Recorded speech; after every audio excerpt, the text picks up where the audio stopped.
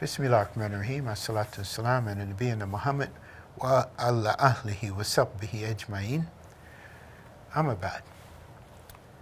My name is Abdullah Muslim, and one of the things that I want to emphasize is during these days, yes, we're told to read the Quran during Ramadan, at least one juz every day.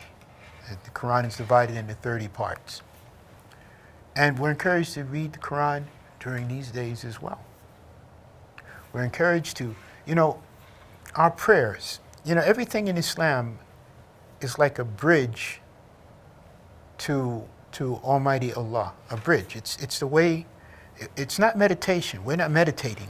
What we're doing is because meditation it's internal. What we're striving to do is communicate directly with God. And the Quran tells you how to do that. Prophet Muhammad ﷺ showed us how to do it. And these 10 days, we're encouraged to do it more. Okay? We're encouraged to do what we did during Ramadan, but now it's in a concentrated form. It's concentrated. Because these days are short. The time is short. It's a short period of time. We don't have 29 or 30 days now. We don't have the restraint from the interference of the jinn, or the devils, or Satan, or Shaitan, or the devil, whatever name you give this wicked, evil being who influences us or tries to influence us towards evil. We are encouraged to do these things, all right, as though our lives depended on it.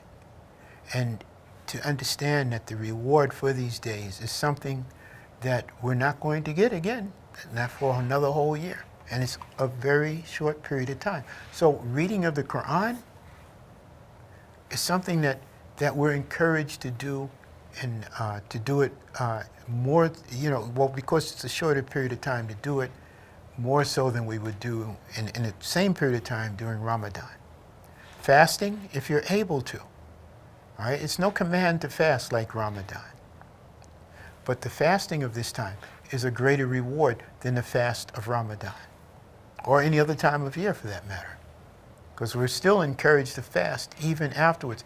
And one of the things I want to take note of is that a lot of people now, so-called health gurus or health coaches or whatever they want to call themselves, are now talking about intermittent fasting.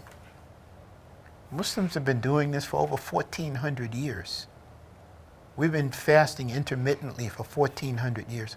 When you come into Muslim societies, or at least there was a time when you would come into a Muslim society, and you would see that the people there were relatively healthy, without all of the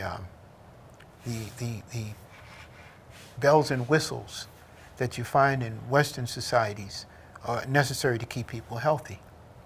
And you find that a lot of times now, because of the lack of understanding of the importance of our practice, it's becoming like some people are starting to say, we're going to reform Islam. We're going to take it and we're going to, make it into something other than what it has been.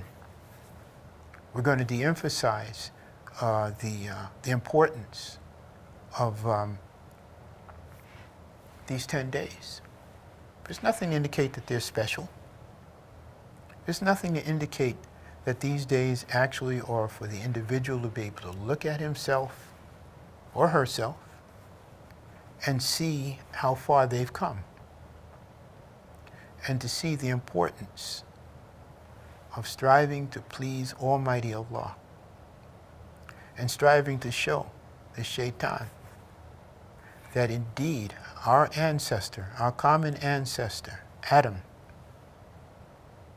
was indeed someone that he should have bowed down to when Allah told him to, like the angels did.